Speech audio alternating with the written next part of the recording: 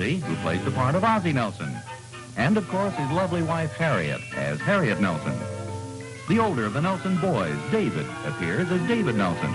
And his younger brother, the irrepressible Ricky, played by Ricky Nelson. The Nelson's next-door neighbor, Thorny, is played by DeFore. They cannot be overestimated.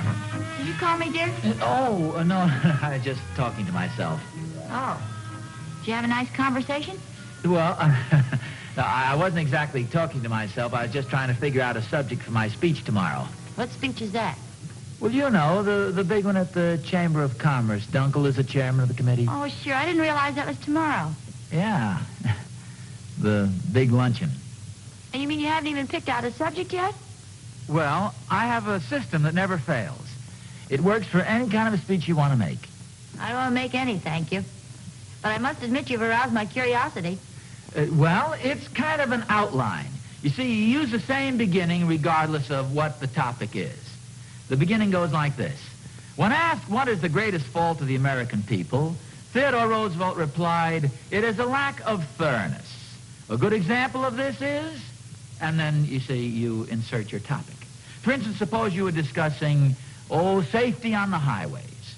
You'd say, when asked what is the greatest fault of the American people, Theodore Roosevelt replied, "It is a lack of thoroughness." A good example of this is safety on the highways. We can make the highways much safer. We can prevent many accidents if we will pass one law. Make driving illegal for women. Hey, wait a minute. You see, you get the general idea of it. You see, if you have a good beginning and a good ending to a speech, then you can sort of flounder around in the middle of it and nobody realizes it. Well, sounds logical. How do you end it? Well, then you see, you work the deal around to where you say, here is the opportunity to correct the problem that you've been discussing.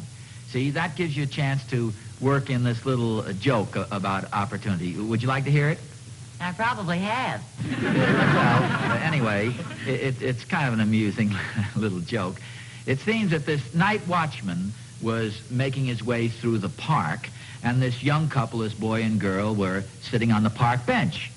And the night watchman was carrying this lantern. A lantern? Well, it's a pretty old joke. Anyway, the night watchman comes up to the boy and the girl, and he says, say, young feller, are you kissing that girl? And the young boy's kind of scared. He says, no, sir, no, sir.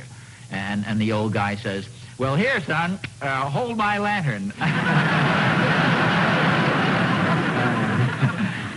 I didn't realize you went to high school that long ago.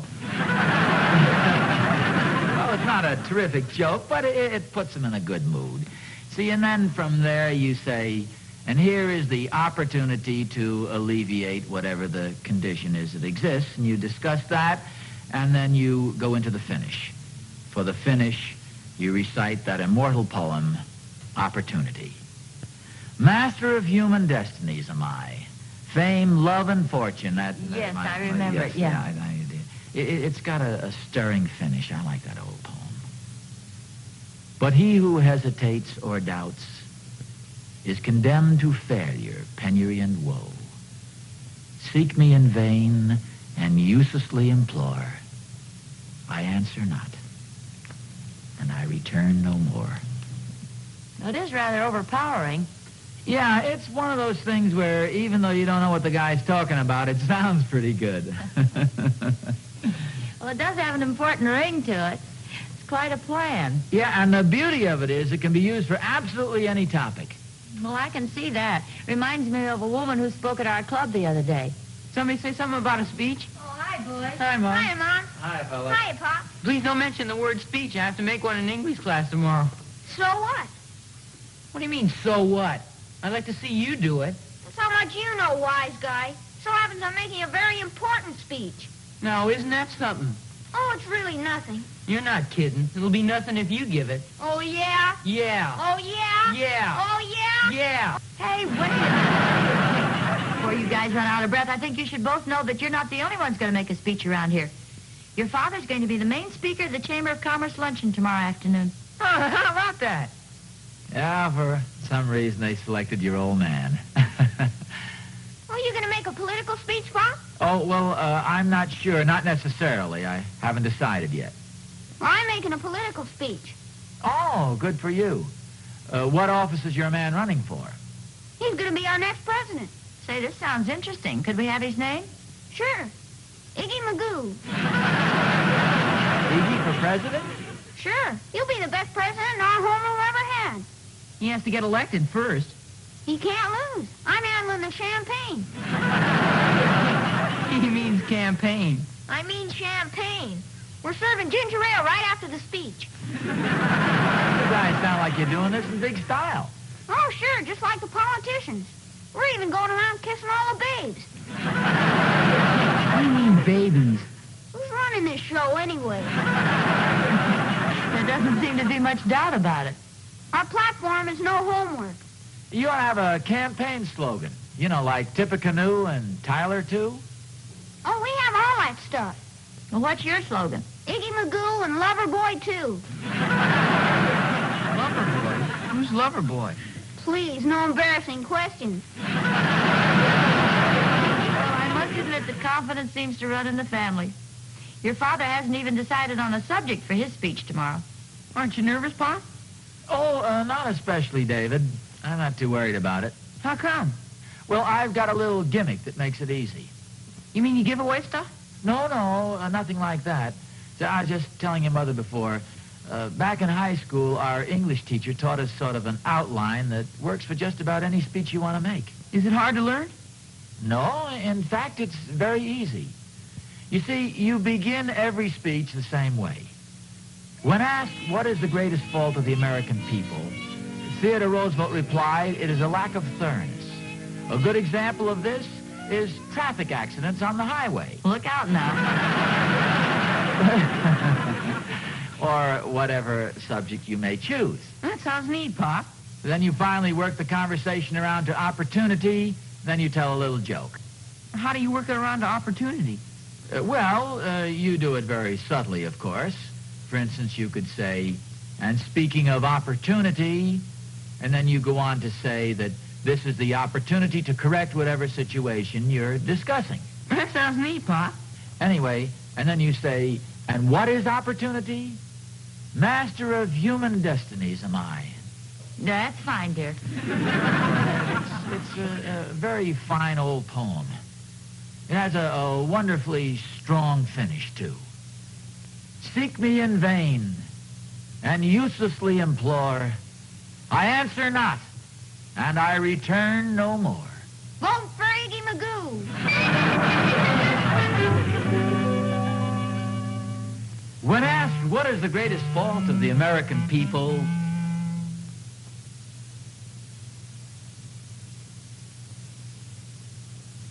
when asked what is the greatest fault of the American people,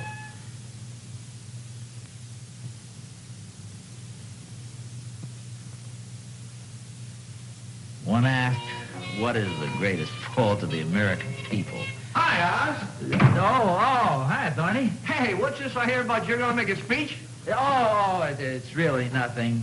Just going to give a little talk over the Chamber of Commerce. You know that big special luncheon they're having? Yeah. I'm going to be the chief speaker. Well, that's a shame. Can't you get out of it? What do you mean, get out of it? Well, you can tell him something. Tell him you lost your voice. Oh, no, Thorny. I want to make the speech. You want to make it? Well, of course. Well, in that case, tell him the truth. Tell him you snapped your cap. What are you talking about? Oh, Oz, now you're not really serious about this thing. Well, I am, too. Okay, Oz, suit yourself. But you couldn't get me to stand up in front of that bunch for $1 million. I've seen some pretty big men lay some awfully big eggs at those luncheons. Oh, Thorny, don't be silly. Okay, Oz. But when you're up there shaking like a leaf, don't say I didn't warn you. There's nothing to be nervous about, Thorny. They're all good friends. Uh-huh. Well, Herb Dunkel didn't look nervous either, till he poured himself a glass of water, then almost drowned himself trying to drink out of the pitcher. Well, you must admit it was good for a big laugh. Remember the day Joe Randolph made the speech? Yeah. His knees were knocking so loud, I got up 3 times to answer the door. Oh, believe me, Oz. If I were you, I'd try to duck this thing. Well, what about the guy last week? He was very well received from what they tell me. Well, sure. As a matter of fact, he was terrific. Weren't you there? No, I couldn't make it. Oh, sure. But he was a professional speaker. Had a regular set routine and everything. Which is another thing. He's going to be pretty tough to follow. Oh, well, what you don't know, Thorny, is I have sort of a set formula myself. It's been good for years. Really surefire. Yeah? What's that? Well, it's a set introduction that can be used for any occasion. When asked, what is the greatest fault of the American people, Theodore Roosevelt replied... Theodore Roosevelt? Theodore Roosevelt replied. Oh, Theodore Roosevelt was a great guy in his time, but this group is modern, up to date. Well, Thorny, I told you before I've used this routine successfully for many years. Oh, please, you're going to be speaking to intelligent people. Now, you can't use some corny high school routine. Oh, it's corny now, is it? Oh, now, wait a minute, Oz. Don't get excited. I'm only trying to tell you this for your own good. Well, please don't trouble yourself. Okay, I'm sorry I mentioned it. You're just jealous because you weren't selected as the main speaker. Oh, sure, that's it exactly. Well, you know darn well I'll go down there and I'll put on a great show for them. I'm sure you put on a great show. I'm not the type of guy who quits on a thing like this. I'll make a good speech if it kills me. I'm sure it will. And Oz, I couldn't think of a more horrible way to die. Well, I think that's good about enough for now. But if I think of anything else, I'll give you a call. Don't bother. I might not be home. Now, wait a minute. Yeah, there is one more thing before I leave. Such as what? Good luck, Oz. My blessings go with you.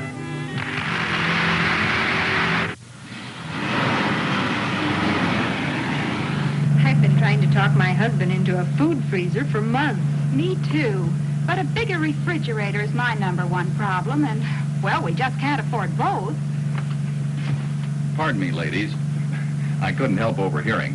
You see, I'm Byrne Smith, a hot point salesman, and I think I have just the answer for you. My store is right here at the next stop. Why not take a look? Here's the answer to both your problems, ladies. The Hot Point Superstore. Oh, it's a beauty, but it's just a refrigerator. Oh, no. It's a refrigerator plus a true zero cold freezer. Imagine, you can quick freeze and store up to 88 pounds of food in there. That is a big freezer. But what does it do to the refrigerator part? Say, has this ever got a lot of room?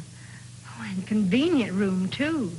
Yes, everything in this Hot Point Superstore either rolls out or swings out. This Hot Point Meat Mart, these roller shelves,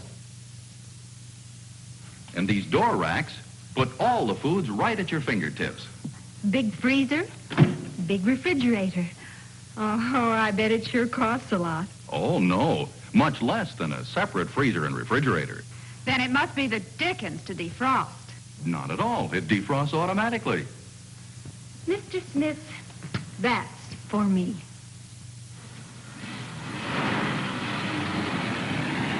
Look at this bargain on fresh strawberries. I sure wish we had a freezer to keep them in. Pardon me, madam. Well, you know the story. Well, here's my stop. Be seeing you. And hope you'll be seeing Hot Point. Last night, while the town slept, there was no sleep for Ozzie Nelson. From the early evening hours to the early morning hours, he worked feverishly on his speech for the Chamber of Commerce luncheon. John.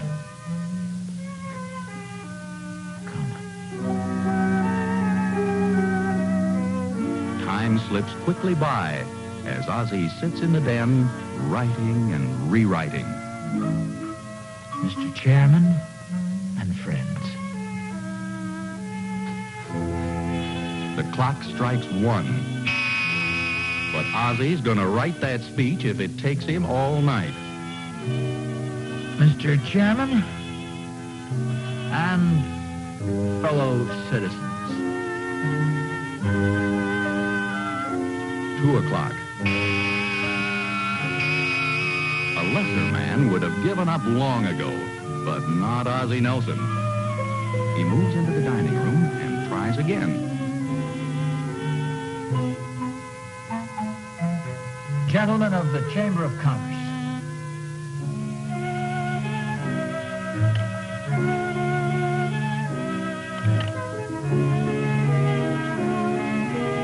Yes, the spirit is willing, but the flesh is weak. And so at 4:30, Ozzie, fatigued from his gallant efforts, gropes his way upstairs and after some tossing and turning, finally falls into a troubled sleep.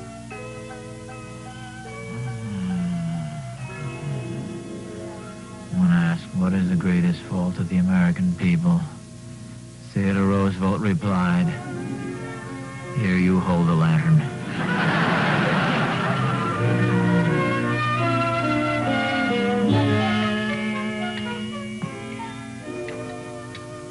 Well, good morning. Oh, good morning, dear. How do you feel? Well, considering the fact that I only had about 4 hours sleep, I feel pretty bad. Well, I think a little breakfast will help that. Is your speech all set yet, Pop? Well, pretty nearly, David. Not exactly all set, but I have some ideas pretty well lined up. I think I have a pretty good speech for school today. Oh, that's good. Say, would you like me to look it over for you and... No, never mind. I guess there's nothing there I could copy anyway. I got a couple of jokes you could tell, Pop. Pop's already got a joke to tell. You could tell another one, can he? What is This is it? in the form of a question. Did you hear what the skunk said when the wind changed?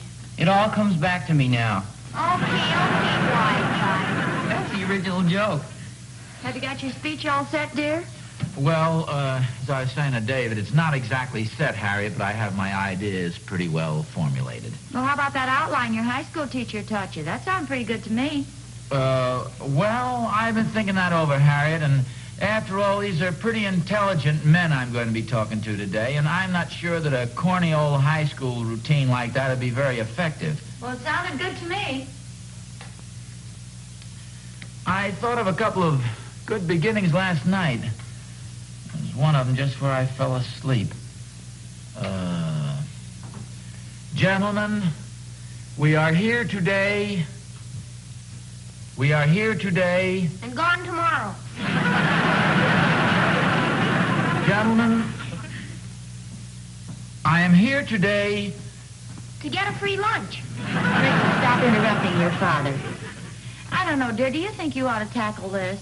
Well, sure, Harriet. I mean, this thing takes a little time, but it's worthwhile. I'll get my ideas all straightened out in just a minute.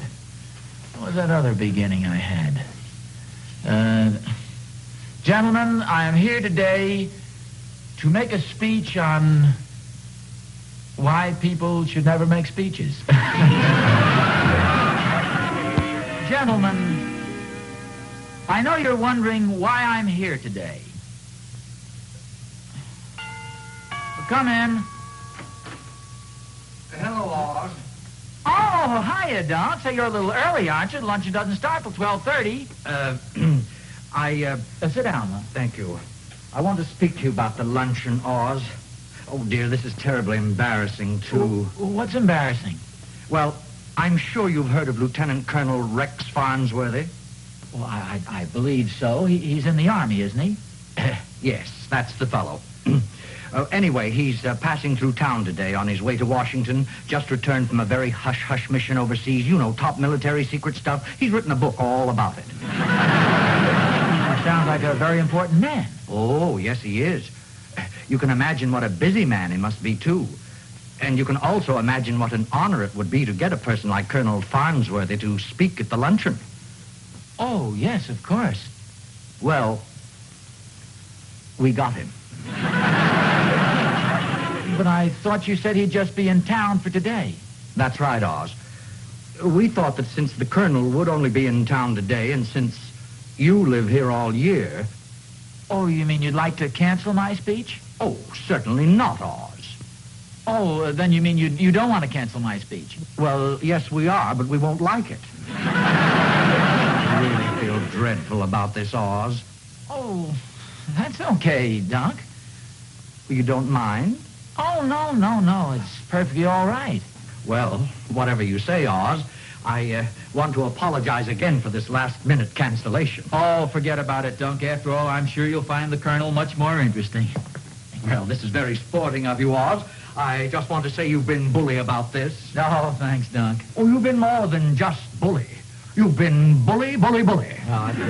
No, really, you're all bully and a bully wide.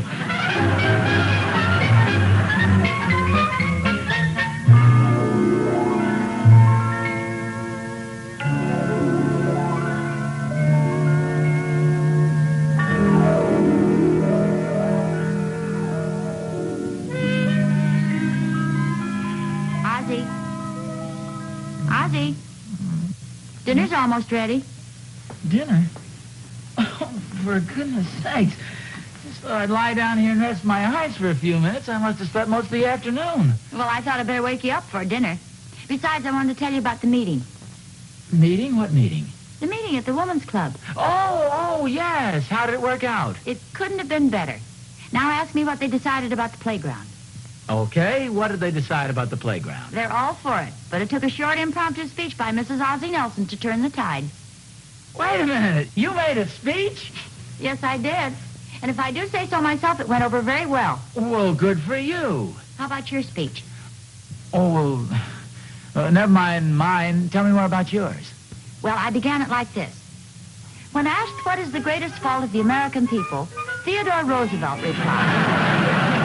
You mean you gave my speech? Yes, I did, most of it. I hope you don't mind. No, of course not. I'm glad it went over so well. Might be pretty embarrassing if any of the women are married to members of the Chamber of Commerce. Well, I wouldn't worry about that. Hi, Mom. Hi, Pop. Oh, hello, David. Hello, David. How did your speech go in school? Oh, swell. The teacher said it was one of the best she'd ever heard. Why, that's wonderful, dear. Good. The joke about the lantern really got a big laugh. Oh, you used my joke? Heck, I used practically your whole speech. Hi, everybody. Oh, hi, dear. son. Wait till you hear what happened. Iggy McGoo won by you, man. He won by you net. He got all the votes. Well, good for him. Well, that's wonderful, dear. Did you make a good campaign speech? I sure did, boy. When asked what is the greatest fault of the American people, Theodore Roosevelt said, Iggy McGoo for president. That isn't what Theodore Roosevelt said. So what? Nobody in our class knew him. That routine of mine got quite a workout today. Your mother used it and David used it?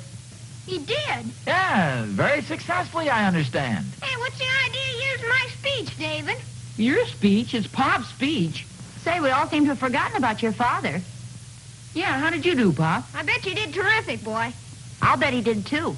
Oh, well, to tell the truth, I didn't have to give my speech. Why not? Dunk stopped by and explained the whole thing. It seemed the committee decided they'd rather have some colonel give a speech. In fact, he wasn't even a colonel, just a lieutenant colonel. Well, I think that's awful. Do they know that you stayed up half the night preparing that speech? No, well, after all, Harriet, it's probably just as well. Frankly, I'm just as glad they didn't call me. I was a little relieved to get out of it.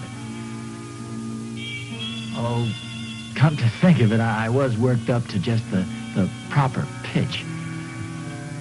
Well, I think it's a shame. Well, dinner's just about ready. Will you boys set the table for me? Sure, Mom. Yes, ma'am.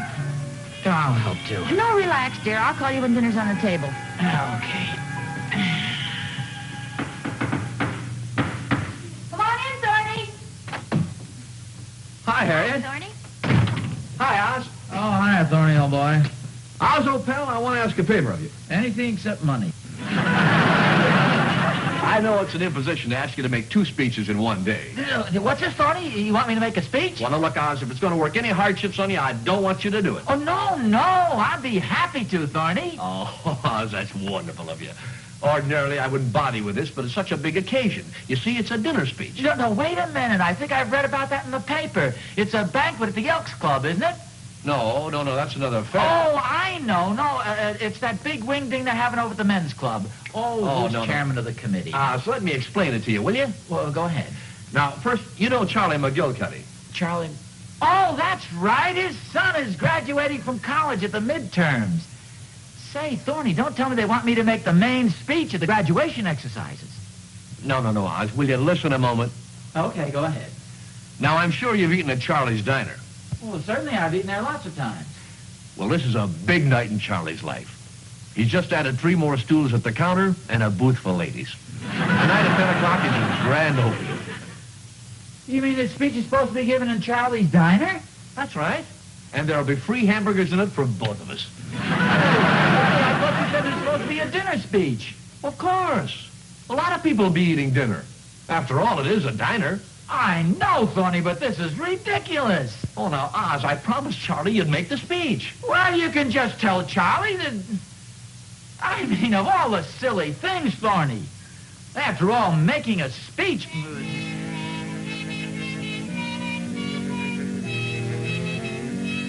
When asked, what is the greatest fault of the American people? Theodore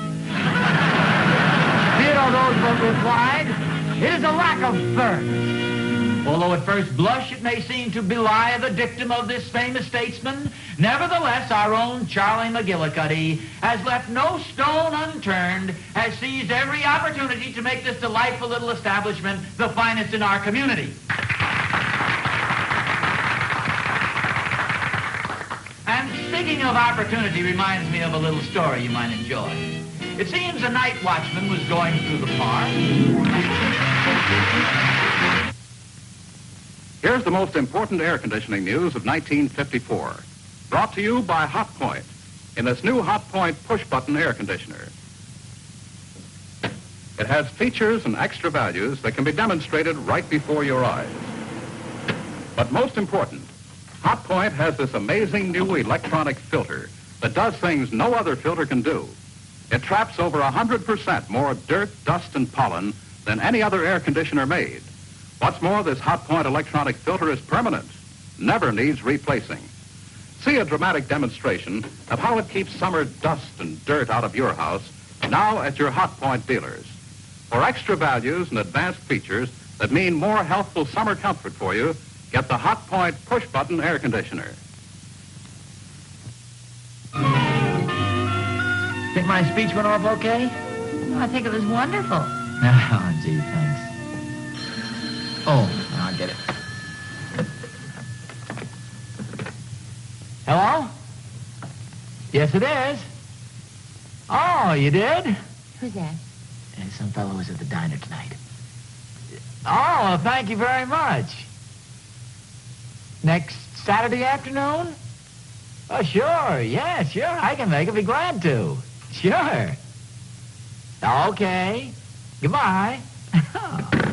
Well, what was that all about? He's the man who owns the tidy-didy laundry. Oh? Yeah, it seems that they're adding 3 new wash tubs Saturday, and he wants me to officiate at the launching.